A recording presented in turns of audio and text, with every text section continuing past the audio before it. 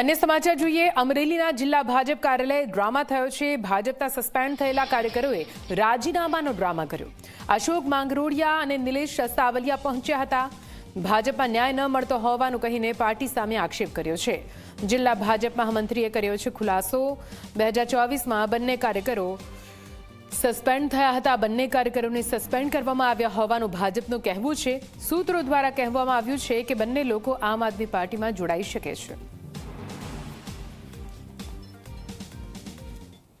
એઓને કોઈ પણ સંજોગો વશાત એમની જે કાંઈ વ્યક્તિગત મનસાઓ પૂરી નહીં થવાના કારણે જે તે સમયે એણે પાર્ટી સામે બ્યુગલ કરેલું એ દરમિયાન 29/12/2024ના રોજ તત્કાલીન અમારા ત્યારે ભારતીય જનતા પાર્ટીના પ્રમુખ ઘનશ્યામભાઈ ત્રાપસિયા દ્વારા જેઓને પ્રાથમિક સભ્ય પદેથી પણ સસ્પેન્ડ કરેલ છે। ભારતીય જનતા પાર્ટીને બદનામ કરવાનું એક કાવતરા રૂપે અને એક ષડયંત્ર સ્વરૂપે આજે એ લોકો ભારતીય જનતા પાર્ટીની ઓફિસે આવી અને પ્રાથમિક સભ્ય પદેથી અમને રાજીનામું આપીએ છે એવું રાજીનામું આપ્યું છે।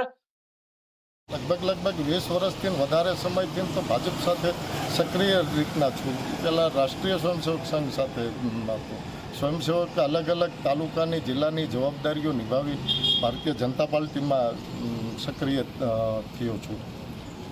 ભારતીય જનતા પાર્ટીની હિન્દુત્વની વાત ઘરે ઘરે પહોંચાડવામાં મારે જિંદગીના 25 વર્ષ જેવી ખર્ચી નાખ્યા હોય અને છતાં કોઈ મુદ્દા વગરના મારી ઉપર એલિગેટ થયા હોય અને એમાં પાર્ટીના અલગ અલગ સ્ટેજ ઉપર અલગ અલગ ફોરમ ઉપર રજૂઆત કરેલી હોય અને હજી સુધી ન્યાય ન મળતો હોય, માત્ર એક જ વ્યક્તિના આધારિત પાર્ટી અત્યારે ચાલતી હોય એવું જ લાગે છે।